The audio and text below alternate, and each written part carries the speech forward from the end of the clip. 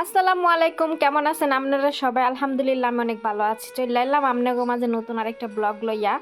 তো আজকে আমি টুনা মাছ দিয়া বিরিয়ানি রান্না করবো। তো টুনা মাছ দিয়ে কেমনে কেমনে বিরিয়ানি রান্না করি সেটা আজকে আপনাদের লগে শেয়ার করবো। আশা করি ফুল ভিডিওটা আপনারা সবাই দেখবেন আর আমার চ্যানেলটা সাবস্ক্রাইব করে দিবেন, ভিডিওটা লাইক কমেন্ট শেয়ার করে দিবেন।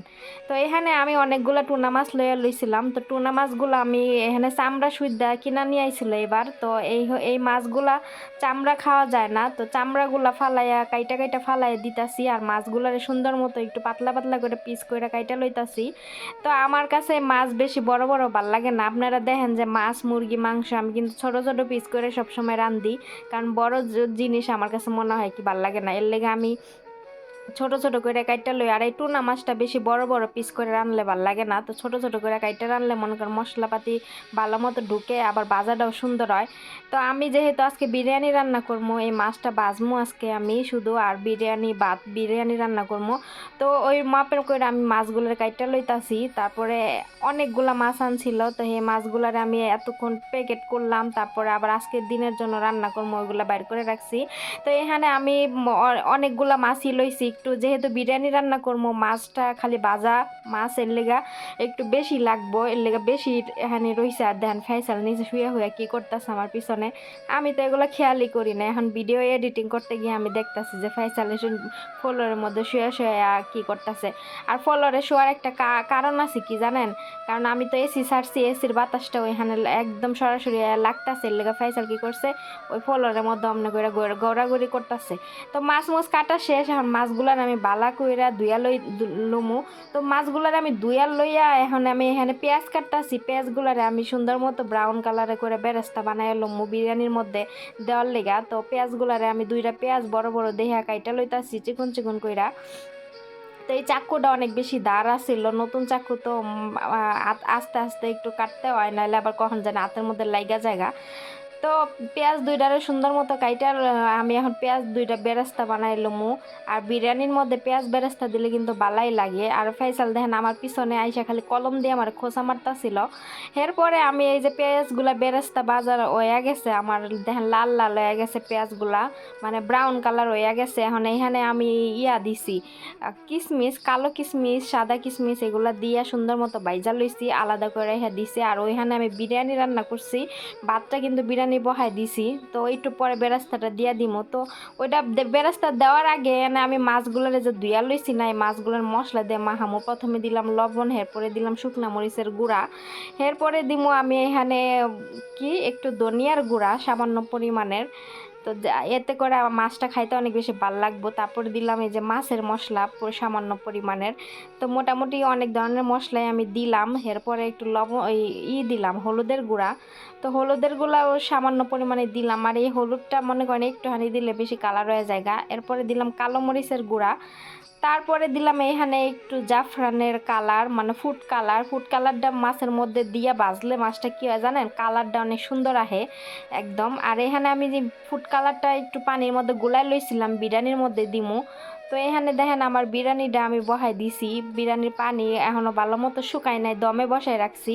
তো একটু লাড়াচাড়া দিয়া লইলাম। এরপরে আমি এখানে যে যে ফুড কালারটা যে পানি দিয়ে গুলাইছি না, হেডারে একটু পরিমাণ মতো অল্প অল্প দিতাছি, বেশি দেওয়া যাবে না, যাতে করে ভাতের কালারটা সুন্দর আহে। ভাত সাদা আবার লাল এই দুই কালার মিক্স হয়ে যায় না এই ভাতটা, তো এই বিরিয়ানিটা দেখতেও ভাল লাগে আবার খাইতেও ভাল লাগে। এরপরে যে পেঁয়াজ বেরেস্তা কিশমিশ ভাজা এগুলাও দিয়া দিলাম। তারপরে এখন আবারও ডাইকা দমে বহাই থুমু। তো ওই চুলায় ভাতটার দমে বহাই থুইলাম, আর এই চুলে আমি মাছ ভাজমু। তো মাছটার ভাজার লিগা চুলে একটা ফ্রাই প্যান দিয়ে লইলাম। এরপরে পরিমাণ মতো মাছ ভাজার তেল দিলাম। তারপরে যে মশলা যে দিলাম না সেগুলো ভালো করে মাখাইতে হইব। তো একদম বালা কইরা মাখাইতে একদম একদম মিক্স করে আলাম। এরপরে আমি এক এক কইরা তেলটা গরম হইলে এই মাছগুলা ইয়ার মধ্যে আমি দিমু, ফ্রাই প্যানের মধ্যে দিমু। তারপরে জাল কিন্তু বেশি বাড়ায় ভাজা যাব না, বেশি বাড়ায় ভাজলে মনে করেন যে কি পুইরা যাবো গা। তো এই মাছটা আবার চুলার মধ্যে দেওয়ার লগে লগে কিন্তু মাছটা একদম ভাজা শক্ত হয়ে যায় গা, আর তাড়াতাড়ি ভাজা হয়, অনেক সুন্দর হয় আর কি। তো বেশি সময় লাগে না এই মাছটা ভাজতে। তো আমি অল্প তেলে এই মাছটা আমি বাইজা লমু, তো বেশি তেল দিয়ে আমি ভাজবো না। তো এইভাবে আমি এক এক করে সবগুলো মাছ দিয়া দিলাম। এখন আমি এখানে মাছগুলোর বাইজা লমো।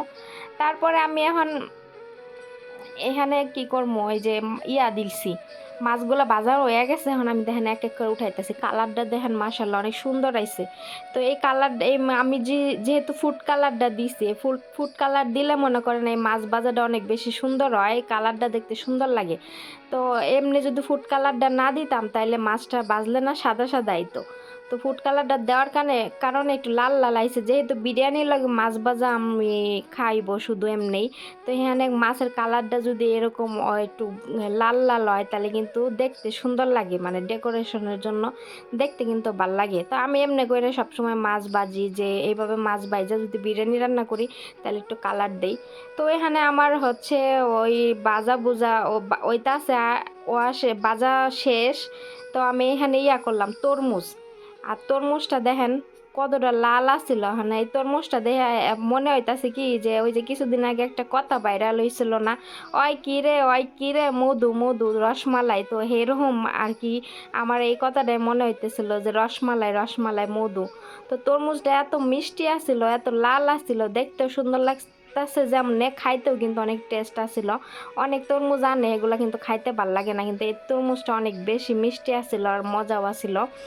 তো তরমুজটা দেখে মধুর কথা মনে হয়ে গেল জাবগা।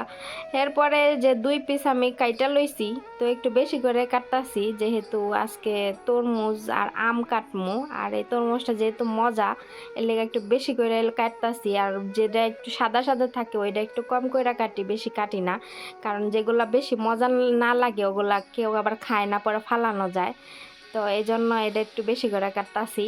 তো আমি কি করি, আমার মাপ মতো আমি কাইটা লই, যাতে করে আমার কতটুকু কখন লাগবে খাবার অনুযায়ী আমি কিন্তু মাপ মতো করে রান্না করি। ধরেন মানুষ কিন্তু প্রতিদিন সমান খায় না, যে খাবারটা একটু বেশি ভালো লাগে ওইটাই কিন্তু মানুষ একটু বেশি পরিমাণে খায়। তো ওইটা মাপ মতো আমি করে লই, ঠিক আছে। তো যে কোনো জিনিস আমি কাটার আগে, রান্না করার আগে আমি টেস্ট করে লই যে এটা বালা নাকি। যদি বালা হয় তাহলে কাটি, আর বালা না হইলে ম্যাডামদের দেখাইয়া পরে হালাই দিই।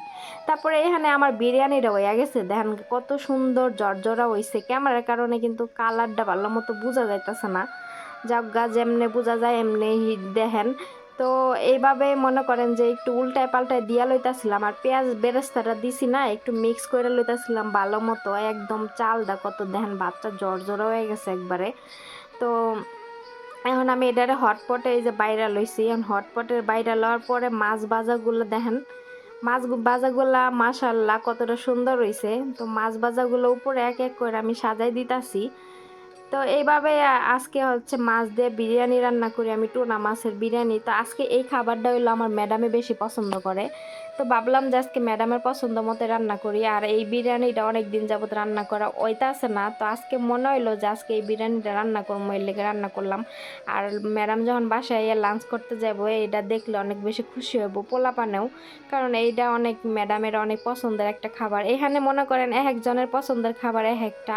তো আমি চেষ্টা করি প্রতিদিন এক একজনের পছন্দ মতো এক একটা রান্না করার, যাতে করে ওরা খুশি হয়, ওরা হচ্ছে মানে অনেক হয়, ওরা আনন্দের সাথে খায় আর কি। তো যেদিন ওদের পছন্দ মতো, পোলাপানের পছন্দ মতো রান্না করে, এদিন আমারে কি করে খাওয়া শেষ আইসা জড়াইয়া ধইরা কয় কি শুকরান। শুকরান মানে থ্যাংক ইউ। তো আজকের ভিডিও এখানেই রাখতাছি। সবাই ভালো থাকবেন, সুস্থ থাকবেন, দেখা হইব নেক্সট ভিডিওতে। আল্লাহ হাফেজ।